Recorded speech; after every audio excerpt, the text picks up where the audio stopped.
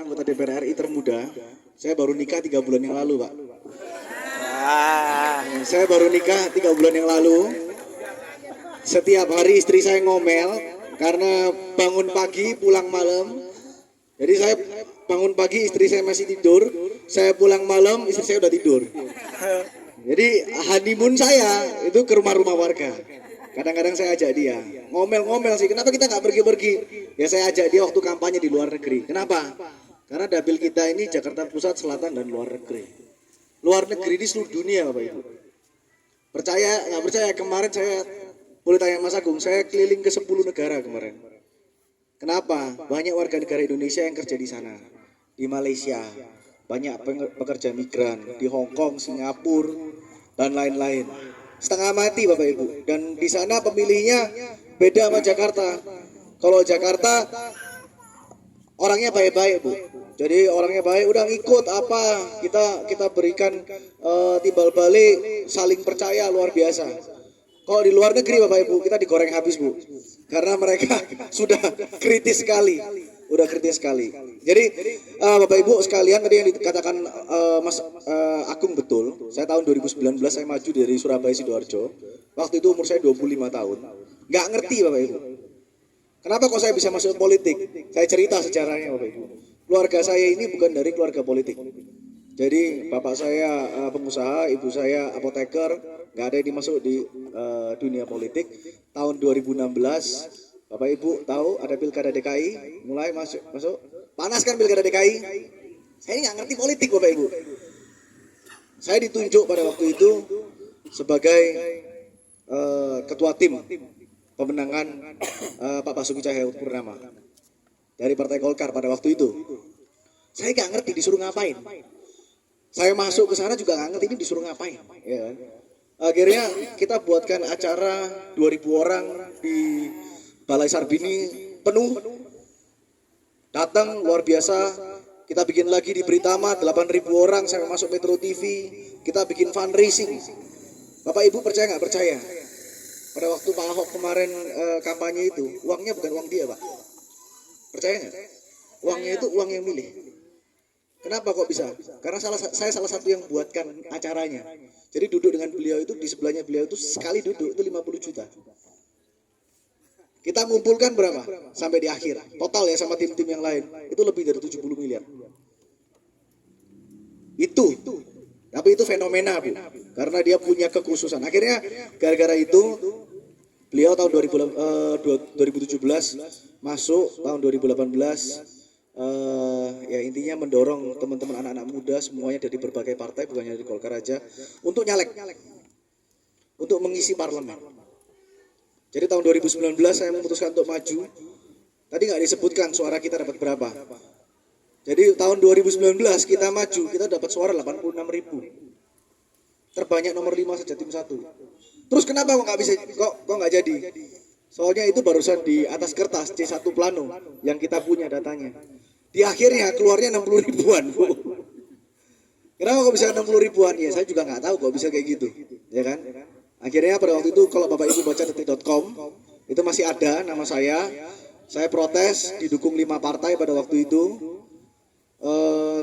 Gerindra, PKB, PAN. Saya lupa pokoknya ada 5 partai. Akhirnya disetujui Surabaya hitung ulang. Tapi saya diminta untuk mundur. Akhirnya saya mundur. Sudah malas berpolitik Bu. Karena apa? Kita kerja pagi siang malam. Kita keluar uang habis banyak Bu. Terus saya dibeginikan, malas Bu berpolitik. Saya pikir udah gila ini Bu dunia ini. Ya kan? Ibu saya sampai nangis pada waktu saya masuk ke politik. Akhirnya saya pindah ke DKI 2. Kenapa saya pindah ke DKI 2? Saya bicara sama ketua umum saya, Pak Erlangga. Ada iklan lagi. Pak Menko, Pak Erlangga, saya bilang kalau saya harus maju 2024, saya maju untuk menang. Saya nggak mau lagi disuruh ngalah. Saya diberikan dapil neraka Bu. Nah pertanyaan saya, ada yang tahu kenapa kok dapil DKI 2 ini dapil neraka? Yang tahu angkat tangan. Ada yang tahu? Ada yang tahu? Masa nggak ada yang tahu? Tahu. Tahu nggak kenapa? Kenapa Bu? Ada yang tahu? Dapil neraka, kenapa? Calegnya pemain, yang ngelihat juga pemain, tokohnya juga main, masyarakatnya juga main.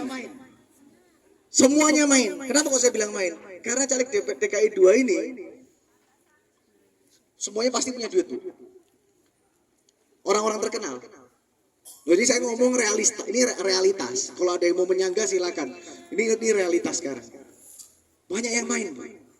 Artinya apa? Karena dari dulu masyarakat setiap kali pemilu selalu ditipu, mending daripada gua ditipu, gua yang nipuan gitu.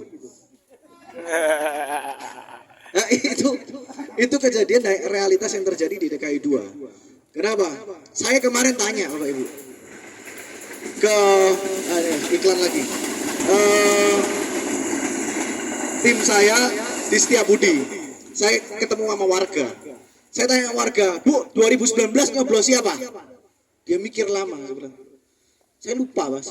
Loh kok bisa lupa? Iya, kemarin amplopnya terima 8 biji. Nggak tahu yang mana dicoblos. Loh kok bisa kayak gitu? Iya, saya lupa, Pak. Artinya apa? Artinya semua diambil, nggak tahu yang dicoblos yang mana. Dia sampai lupa. Nah, ini saya ngomong ada Panwasjab, ini realitas 2019. Iya kan? Itu kenyataan, Pak. 2019 dia nggak tahu siapa yang dicoblos. Matilah kita. Iya kan? Nah, tahun 2000 DPRD-nya lu lebih gila lagi, ya kan? Makanya itu kita tahun 2024 ini kita memberikan, saya turun sendirian. Saya nyalek DPR RI, Pak. DPRD saya nggak tandem dengan siapapun dan saya nggak maksa Bapak Ibu untuk pilih Partai Golkar. Karena apa? Saya nggak bisa maksa hati Bapak Ibu untuk memilih Partai Golkar. Itu hati nurani. Kita hanya mengkampanyekan DPR RI. Kenapa? Saya kasih cerita juga, Bu. Tahun 2019, jadi saya tahun 2019 dan 2024 saya punya satu program. Program itu adalah program transparansi. Jadi Bapak Ibu di sini saya yakin hampir semuanya pasti nggak tahu gaji anggota DPR berapa, DPRD berapa pasti nggak tahu, dana reses berapa pasti nggak tahu, dana aspirasi berapa nggak tahu, dana kundapil berapa nggak tahu, ya kan? Kita ciptakan transparansi. Kenapa kok kita ciptakan transparansi? Karena selama ini kita nggak ada yang tahu. Reses itu, misal saya contoh ya DPR RI, setahun reses turun 5 kali, sekali turun 450 juta. Kundapil setahun turun 8 kali, sekali turun 140 juta. Nggak ada yang tahu kan? DPRD sekali reses turun 300 juta. Sosperda 100 juta per bulan, nggak ada yang tahu kan? Duitnya kemana juga nggak ada yang tahu kan? Iya kan? Ini nggak ada yang tahu, kita nggak ada yang tahu. Kita bikin program transparansi, Pak. Tahun 2019 saya tandem. Saya masih ingat namanya Bu Binti. Saya tandem, saya bilang transparansi kan, ya anti korupsi. Karena apa? Karena saya pada waktu itu timnya Pak Ahok kan ketua timnya. Ya kita harus melanjutkan kan. Kita kampanye habis-habisan, Pak. Selesai pemilu dia ditangkap kejaksaan, mati gua. Malunya setengah mati gua. Iya kan? Maka dari itu saya memutuskan, betul katanya Mas Agung, kita nggak bisa mempertanggungjawabkan orang lain, tapi kita bisa mempertanggungjawabkan diri kita sendiri. Jadi kita turun di DPR RI sendirian, Pak. Lah kok berani, Pak? Iya, Pak. Karena saya bilang, mungkin lawan kita ini berat-berat, tapi ada satu yang mereka nggak punya. Mungkin mereka, wah dia duitnya mungkin lebih banyak, dia turun apa dan lain-lain. Tapi saya ini ada gila-gilanya sedikit, Bu. Jadi ya mohon dimaklumi. Jadi tahun 2019 kemarin, gilanya di mana? Yang Mas Agung bilang itu betul. Saya jam 4 dijemput dibawa ke Sidoarjo. Saya bilang, Mas Agung bilang, saya mau temukan dengan tokoh masyarakat. Pas saya datang ke rumahnya, saya lihat sebelah kiri fotonya Megawati, sebelah kanan gambarnya Soekarno, Pak. Warnanya merah semua. Saya bilang, ini salah masuk rumah. Tapi akhirnya ya alhamdulillah, kita dari 4.000 DPT, Pak, kita menang 3.800. Kita menang 3.800, kita menang telak pada waktu itu. Dan alhamdulillah dia dipecat, Pak. Dia dipecat dari Partai Merah pada waktu itu. Kita rangkul dia dan sekarang dia jadi ketua Bapilu Sidoarjo. Karena mampu menangkan kita. Nah, di tahun 2024 ini, khususnya di kampanye terbuka ini, saya nggak bisa ngomong terlalu vulgar, Pak. Kenapa? Saya kalau ngomong di TV ya, kalau saya ngomong di TV atau wawancara, selalu ditanya, Mas, tidak boleh ya menggunakan politik uang ya Pak. Saya bilang, saya caleg, kalau bisa nggak pakai politik uang kita tambah seneng. Masalahnya saya turun diminta kadang-kadang. Itu, ini situasi di lapangan memang seperti itu. Nah, tapi tahun 2024 ini yang kita buat adalah program adalah transparansi. Jadi Bapak Ibu harus tahu. Di sini pernah ada DPRD turun nggak? Belum. Anggota, saya bilang incumbent atau DPR RI, nggak pernah. Bapak Ibu harus tahu nominalnya itu berapa. Jangan sampai hanya separuh atau seperempat atau seperdelapan yang diturunkan, sisanya dikantongi. Nah itu Bapak Ibu harus tahu. Dan pada waktu kita menjadi anggota DPR, kita tidak tahu kita ditaruh di komisi berapa. Kita nggak tahu. Jadi kalau misalnya ada caleg datang ke suatu wilayah bilang nanti oh ya BPJS gampang, KTP gampang dan lain-lain, itu omong kosong. Nggak ada kaitannya. Itu tidak ada kaitannya. Jadi saya memberikan ke sini sekaligus memberikan edukasi supaya Bapak Ibu juga paham dan mau untuk memberikan kami dukungan. Kami mencalonkan sebagai anggota DPR RI kebetulan dapat nomor urut 3, Pak. Tadinya mau dapat nomor urut 4 kan, tapi nggak jadi deh, saya minta nomor 3 aja. Kenapa nomor 3? Nomor 3 lebih dekat dengan lebih gampang dilihat, ya kan? Lebih gampang dilihat. Kita pilih nomor 3. Harapannya kali ini kita bisa mendapatkan dukungan yang bulat. Kenapa? Sebetulnya kami kerja ini bukan barusan 1 minggu, Pak. Kita kerja sudah 1 tahun yang lalu. Tapi kalau setahun yang lalu bahasa kita bukan kampanye, tapi sosialisasi. Kalau waktu kita sosialisasi, kita pada waktu itu bagi-bagi minyak sebagai jabatan saya di Partai Golkar sebagai fungsionaris DPP Partai Golkar. Boleh. Sekarang kampanye terbuka, saya nggak boleh, Bu, bagi-bagi minyak. Kalau bagi-bagi minyak sekarang saya disemprit. Tapi nanti kalau sembako murah boleh. Nah, nanti kita mungkin bisa buat acara di sini dan lain-lain, mungkin bisa koordinasi dengan teman-teman Korcam. Nah, kita di tahun 2024 ini sekali lagi kita juga tidak mengkampanyekan untuk capres dan cawapres, tapi saran saya dengan Bapak Ibu dalam memilih capres dan cawapres jangan serius-serius. Maksudnya milih dengan riang gembira. Kenapa? Jangan sampai milih presiden jadi ribut antar tetangga. Ada yang cerai Bapak Ibu gara-gara milih presiden, ya kan? Habis cerai terus presidennya sama yang berantem jadi satu. Terus sudah kadung cerai, ya kan? Ya jangan terlalu serius. Kita milih berdasarkan hati, nggak usah gontok-gontokan. Siapapun yang dipilih, saya yakin nanti akan bersatu juga. Itu prediksi saya. Jadi jangan serius-serius. Ya, Bapak Ibu, saya akan buka pertanyaan. Silahkan ditanya. Silahkan diobrolkan.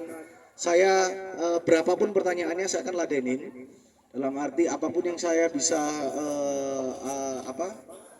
bantu, akan kami bantu. Dan kami berusaha untuk bekerja dulu, barusan meminta dukungan. Mungkin itu yang saya bisa sampaikan.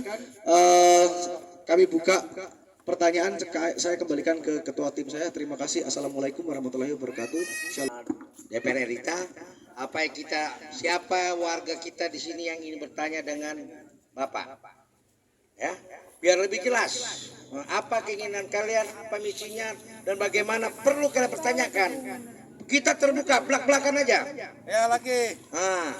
Siapa yang ingin bertanya silakan, ayo.